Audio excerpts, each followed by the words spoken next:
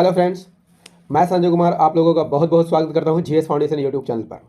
Friends, आज का ये सेशन काफ़ी इंपॉर्टेंट रहने वाला है क्योंकि मैं यहां पर कराने वाला हूं पॉलिटी के 25 प्रश्नों को मात्र 20 मिनट में एक्सप्लेनेशन के साथ। इस वीडियो में जितने भी प्रश्न लिए गए हैं फ्रेंड्स, प्रीवियस ईयर एग्जाम में पूछे गए हैं और आने वाली एग्जाम में भी इन प्रश्नों को पूछे जाने की संभावना काफ़ी प्रबल दिख रही है। तो चलिए बिना देरी किए हम करते हैं सभी प्रश्नों को बारी बारी से। तो चलिए सेशन की शुरुआत कर लेते हैं।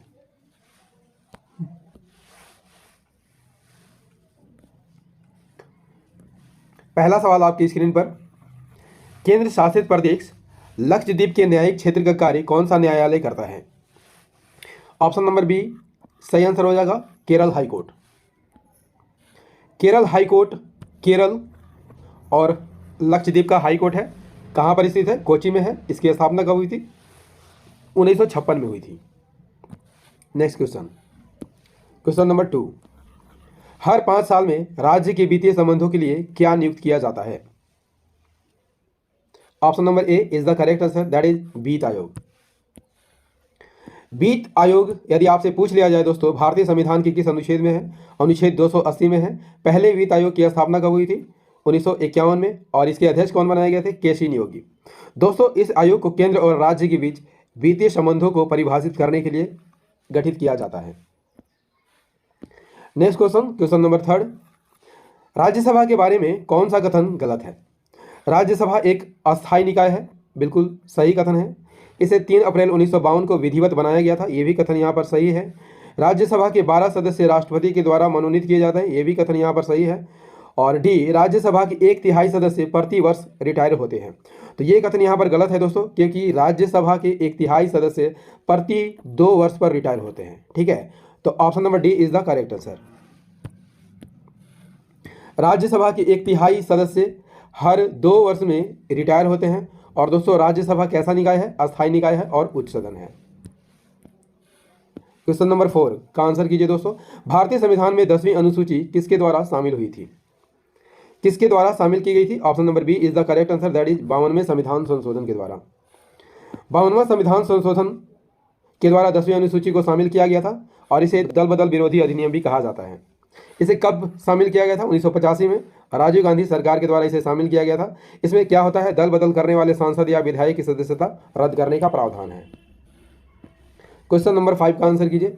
राष्ट्रपति का चुनाव लड़ने के लिए योग्यताओं के बारे में कौन सा कथन सही नहीं है? कथन ए है वह 35 वर्ष पूर्ण कर चुका हो, जो कि बिल्कुल सही कथन है। राष्ट्रपति बनने के लिए 35 वर्ष की आयु होनी जरूरी है। वह किसी लाभ के पद पर नहीं होना चाहिए, ये भी यहाँ कथन सही है। वह लोकसभा सदस्य बनने की योग्यता रखता हो, ये भी कथन यहाँ पर सदस्य है, लेकिन वो संसद के किसी सदन का सदस्य नहीं होना चाहिए, ये कथन यहाँ पर गलत है। Option number D is the correct answer. दोस्तों, भारत के राष्ट्रपति की योग्यता के बारे में कौन सा अनुच्छेद वर्णन करता है? अनुच्छेद 58 वर्णन करता है। सबसे पहली योग्यता होनी चाहिए कि वह भारत का नागरिक होना चाहिए, कम से कम 35 वर्ष की आयु का होना चाहिए, वह व्यक्ति किसी भी लाभ के पद पर नहीं होना चाहिए, वह लोकसभा सदस्य निर्वाचित होने की योग्यता पूरी करते हो, वही राष्ट्रपति बन सकता है। क्लियर? चलिए क्वेश्चन नंबर 7, 11वां मौलिक कर्तव्य कौन से संविधान संशोधन के द्वारा जोड़ा गया था? 11वां मौलिक कर्तव्य संविधान संशोधन के द्वारा जोड़ा गया था। आपको यहाँ पर आंसर करना है किस संविधान संशोधन के द्वारा इसे जोड़ा गया था। Option number C is the correct answer. 86वां संविधान संशोधन 2002 के द्वारा इसे जोड़ा गया था। दोस्तों, यदि आपसे पूछ लिया जाए कि वर्तमान में मौलिक कर्तव्य कितने हैं, तो 11 मौलिक कर्तव्य, 11वां मौलिक कर्तव्य 86वें संविधान संशोधन 2002 के द्वारा जोड़ा गया था। याद रखिएगा दोस्तों, मूल संविधान में एक भी मूल कर्तव्य शामिल नहीं थे। इसे 42वां संविधान संशोधन 1976 में जोड़ा गया था। किस समिति की सिफारिश पर जोड़ा गया था? स्वर्ण सिंह समिति की सिफारिश पर जोड़ा गया था और उसमें मूल कर्तव्य कितने शामिल किए गए थे? 10। और वर्तमान में मूल कर्तव्य की संख्या कितनी है? 11 है। और 11वां मूल कर्तव्य क्या कहता है? प्रत्येक माता पिता का यह कर्तव्य होगा कि वे अपने बच्चों को 6 से 14 वर्ष के बच्चों को प्राथमिक शिक्षा दिलवाएं। क्लियर? चलिए अगले सवाल का आंसर कीजिए। क्वेश्चन नंबर 8, 61वें संविधान संशोधन 1989 द्वारा वयस्क मताधिकार की आयु 21 वर्ष से घटाकर 18 वर्ष कर दी गई थी। वयस्क मताधिकार की आयु किस अनुच्छेद में है? आंसर कीजिएगा जरा। यहाँ पर सही आंसर हो जाएगा ऑप्शन नंबर सी, अनुच्छेद 326 में है। 61वां संविधान संशोधन कब होता है? 61वां संविधान संशोधन 1989 में होता है। और इस संशोधन के द्वारा भारत में मताधिकार की आयु 21 वर्ष से घटाकर कितनी कर दी जाती है? 18 वर्ष कर दी जाती है। क्वेश्चन नंबर 9 का आंसर कीजिए दोस्तों। कौन सा अनुच्छेद धर्म की स्वतंत्रता से संबंधित है? इसका सही आंसर हो जाएगा ऑप्शन नंबर डी, अनुच्छेद 25 से 28। दोस्तों यदि आपसे पूछ लिया जाए कि मौलिक अधिकार संविधान के किस भाग में है, भाग 3 में है, अनुच्छेद 12 से 35 तक में। मूल अधिकारों की संख्या वर्तमान में कितनी है? 6 है। और पहला मूल अधिकार समानता का अधिकार है, अनुच्छेद 14 से 18 में। स्वतंत्रता का अधिकार अनुच्छेद 19 से 22 में है। शोषण के विरुद्ध अधिकार 23-24। धार्मिक स्वतंत्रता का अधिकार 25 से 28। शिक्षा एवं संस्कृति का अधिकार अनुच्छेद 29 से 30। और संवैधानिक उपचारों के अधिकार किस अनुच्छेद में दिए गए हैं? अनुच्छेद 32 में दिए गए हैं। Next question is question number 10। निम्नलिखित में किस अनुच्छेद के अनुसार राज्य की कार्यपालिका शक्ति राज्यपाल के साथ है? किस अनुच्छेद के अनुसार राज्य की कार्यपालिका शक्ति राज्यपाल के पास होती है? Option number A is the correct answer, that is अनुच्छेद 153। Question number 10। निम्नलिखित में से किस अनुच्छेद के अनुसार राज्य की कार्यपालिका शक्ति राज्यपाल के साथ होती है? Option number B is the correct answer, that is अनुच्छेद 154। अनुच्छेद 154 राज्य की कार्यपालिका शक्ति के बारे में वर्णन करता है। और पहली शक्ति क्या है? राज्य की कार्यपालिका शक्ति राज्यपाल में निहित होगी और वह इसका प्रयोग संविधान के अनुसार स्वयं करता है या अपने अधीनस्थ पदाधिकारियों के माध्यम से कर सकता है। क्वेश्चन नंबर 11 का आंसर कीजिए दोस्तों। राष्ट्रपति वित्तीय आपातकाल संविधान के किस अनुच्छेद के तहत लगा सकता है?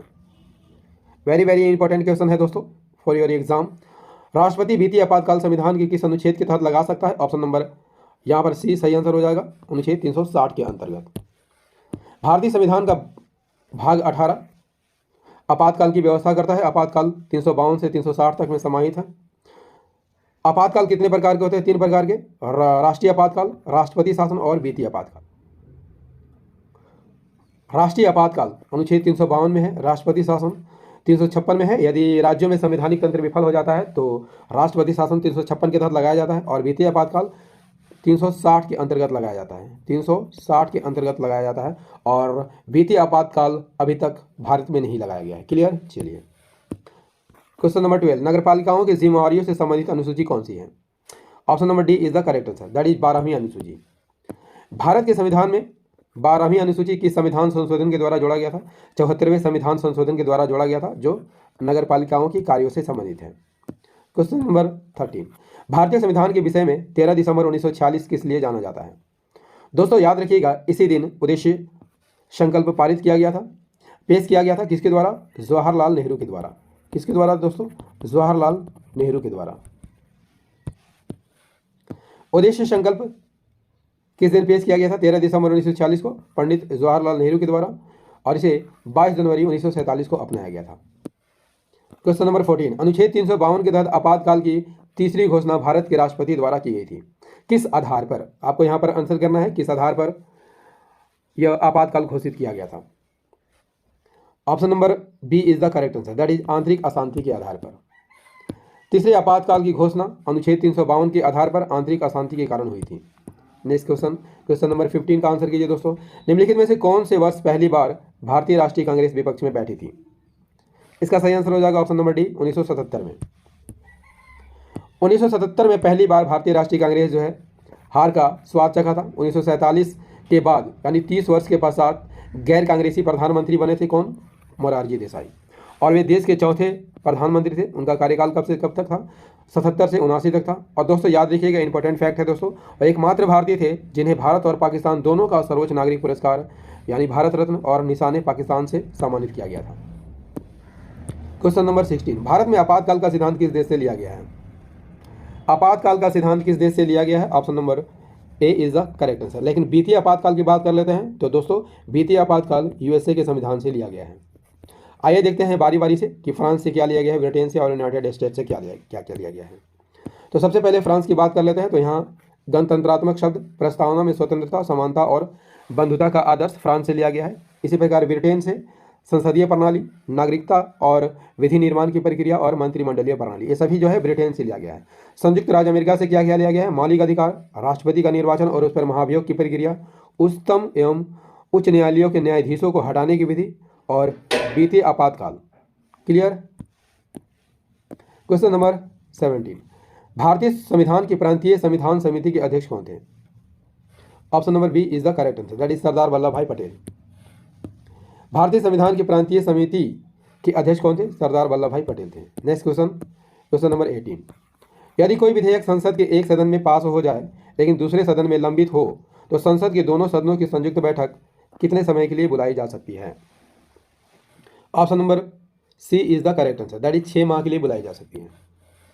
संयुक्त बैठक का प्रावधान किस अनुच्छेद में दिया गया है? अनुच्छेद 108 में। और संयुक्त बैठक किसके द्वारा बुलाई जाती है? राष्ट्रपति के द्वारा बुलाई जाती है। लेकिन बैठक की अध्यक्षता कौन करता है? लोकसभा अध्यक्ष करते हैं। और लोकसभा अध्यक्ष की अनुपस्थिति में लोकसभा उपाध्यक्ष और उनकी अनुपस्थिति में राज्यसभा के उपसभापति द्वारा इस बैठक की अध्यक्षता की जाती है। दोस्तों, संयुक्त बैठक गठित करने के लिए फोरम सदन के कोरम सदस्यों की कुल संख्या का 1/10 भाग होता है। क्लियर? चलिए नेक्स्ट सवाल की ओर बढ़ते हैं दोस्तों। क्वेश्चन नंबर 19 का आंसर कीजिए। निम्नलिखित में से क्या नागरिकों का मौलिक कर्तव्य नहीं है? संविधान का सम्मान करना मौलिक कर्तव्य है, राष्ट्रगान का सम्मान करना ये भी मौलिक कर्तव्य है, राष्ट्र ध्वज का सम्मान करना, सरकार का सम्मान करना दोस्तों मौलिक कर्तव्य की श्रेणी में नहीं आता है। Option number D is the correct answer. मौलिक कर्तव्य दोस्तों यदि आपसे पूछ लिया जाए वर्तमान में कितनी है, बता चुका हूँ 11 है। और सभी मौलिक कर्तव्य को हम बारी बारी से देखेंगे दोस्तों। पहला, भारतीय नागरिक का यह कर्तव्य होगा कि वह संविधान का पालन करे, उसके आदर्शों, संस्थाओं और राष्ट्रध्वज और राष्ट्रगान का आदर करे। ये पहला मौलिक कर्तव्य है दोस्तों। दूसरा मौलिक कर्तव्य क्या कहता है? स्वतंत्रता के लिए हमारे राष्ट्रीय आंदोलन को प्रेरित करने वाले उच्च आदर्शों को हृदय में संजोए रखे और उनका पालन करे। तीसरी, भारत की प्रभुता, एकता और अखंडता की रक्षा करे, उसे अछूत बनाए रखें। चौथा, देश की रक्षा करे और आह्वान किए जाने पर राष्ट्र की रक्षा करे। पांचवा, भारत के सभी लोगों में समरसता और समान भ्रातृत्व की भावना का निर्माण करें। छठा, हमारी सामाजिक संस्कृति की गौरवशाली परंपरा के महत्व को समझे और उसका निर्माण करें। सातवां, प्राकृतिक पर्यावरण की रक्षा करें और उसका संवर्धन करें। आठवां, वैज्ञानिक दृष्टिकोण अपनाएं और ज्ञान अर्जन की भावना का विकास करें। नौवां, सार्वजनिक संपत्ति को सुरक्षित रखें। और 10वां, व्यक्तिगत और सामूहिक गतिविधियों के सभी क्षेत्रों में उत्कर्ष की ओर बढ़ने का प्रयास करें। और 11वां मौलिक कर्तव्य है, प्रत्येक माता पिता का यह कर्तव्य होगा कि वे 6 से 14 वर्ष के बच्चों को प्राथमिक शिक्षा दिलवाएं। Next question, question number 20, doctor Rajendra Prasad संविधान सभा की किस समिति के सदस्य नहीं थे? Option number D is the correct answer, that is order और बिजनेस समिति के अध्यक्ष नहीं थे। क्वेश्चन नंबर 21, शून्यकाल शब्द का आविष्कार निम्नलिखित में से किसने किया था? किसने किया था दोस्तों? याद रखिएगा, प्रेस के द्वारा किया गया था। शून्यकाल शब्द का आविष्कार 1960 में प्रेस के द्वारा किया गया था। शून्यकाल क्या होता है? वह समय होता है जब सांसद तत्कालीन सार्वजनिक महत्व के मुद्दे उठा सकते हैं। शून्यकाल का समय 12 बजे से 1 बजे तक होता है। क्वेश्चन नंबर 22 का आंसर कीजिए दोस्तों। भारत की निम्नलिखित आधिकारिक भाषाओं पर विचार करें। सिंधी और नेपाली, कोंकणी और मणिपुरी, बोडो और डोंगरी, संथाली और कोंकणी, संथाली और मैथिली। 2003 के 52वें संविधान संशोधन अधिनियम के द्वारा 8वीं अनुसूची में कौन कौन सी भाषाएं शामिल की गई थी? दोस्तों यहाँ पर सही आंसर क्या हो जाएगा, फटाफट से कीजिएगा दोस्तों। याद रखिएगा, बोडो और डोंगरी और संथाली और मैथिली को 2003 के 92वां संविधान संशोधन के द्वारा जोड़ा गया था। तो यहाँ पर सही आंसर हो जाएगा ऑप्शन नंबर सी, 3 और 5। भारतीय संविधान की 8वीं अनुसूची में मूल रूप से 14 भाषाएं शामिल थी। 1967 में 21वां संविधान संशोधन होता है और इसमें सिंधी भाषा को सबसे पहले जोड़ा जाता है। 92 में 71वां संविधान संशोधन होता है, इसके द्वारा कोंकणी, मणिपुरी और नेपाली को जोड़ा जाता है। तब भाषाओं की संख्या कितनी हो जाती है? 18 हो जाती है। और सबसे अंत में 2003 में 4 भाषाओं को जोड़ा जाता है, मैथिली, संथाली, बोडो और डोंगरी। क्लियर? चलिए next question is question number 23, निम्नलिखित में कौन सी भाषा संविधान की 8वीं अनुसूची में नहीं है? संस्कृत भाषाएं संविधान की 8वीं अनुसूची में है, कश्मीरी भी है, नेपाली भी है। Option number A is the correct answer.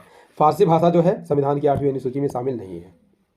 दोस्तों संविधान की 8वीं अनुसूची में 22 भाषाएं हैं, असमिया, बंगला, गुजराती, हिंदी, कन्नड़, कश्मीरी, मलयालम, मराठी, ओडिशा, पंजाबी, संस्कृत, तमिल, तेलुगु, उर्दू। ये 14 भाषाएं मूल रूप से जोड़ी गई थी। सिंधी 15वीं भाषा है, कोंकणी, मणिपुरी, नेपाली ये मिलाकर 18 भाषा होता है और बोडो, संथाली, मैथिली और डोंगरी मिलाकर 22 भाषा हो जाती है। क्वेश्चन नंबर 24 का आंसर कीजिए। भारत के राष्ट्रपति बनने के लिए न्यूनतम आयु कितनी होनी चाहिए? Option number C is the correct answer, that is 35 वर्ष होनी चाहिए। न्यूनतम आयु कितनी होनी चाहिए राष्ट्रपति बनने के लिए? 35 वर्ष। उपराष्ट्रपति बनने के लिए भी 35 वर्ष। और इसके अलावा राष्ट्रपति पागल या दिवालिया नहीं होना चाहिए। क्वेश्चन नंबर 25 का आंसर कीजिए। नेसेट किस देश की संसद का नाम है? Option number A is the correct answer, Israel. दोस्तों नेसेट जो है इजराइल की एक सदनीय विधायिका है। नेसेट का कार्य क्या है? कानून बनाना, राष्ट्रपति और प्रधानमंत्री का चयन करना, कैबिनेट को मंजूरी देना और सरकार की निगरानी करना। इसके अलावा राष्ट्रपति राज्य नियंत्रकों को हटाने, प्रधानमंत्री का अविश्वास प्रस्ताव से हटाने का अधिकार है। प्रधानमंत्री नेसेट को भंग भी कर सकते। दोस्तों पॉलिटी का ये सेशन आपको कैसा लगा? उम्मीद करता हूँ कि अच्छा लगा होगा। यदि सेशन पसंद आया हो तो इसे लाइक कर दीजिएगा, दोस्तों के साथ शेयर कर दीजिएगा, और यदि आप भी इस चैनल पर नए हैं तो चैनल को सब्सक्राइब कर लीजिएगा। बेल आइकन को प्रेस जरूर कर लीजिएगा दोस्तों, तभी मेरी आने वाली हर वीडियो का नोटिफिकेशन आपको सही समय पर मिल सकेगा। मिलते हैं अगले सेशन में। जय हिंद, धन्यवाद।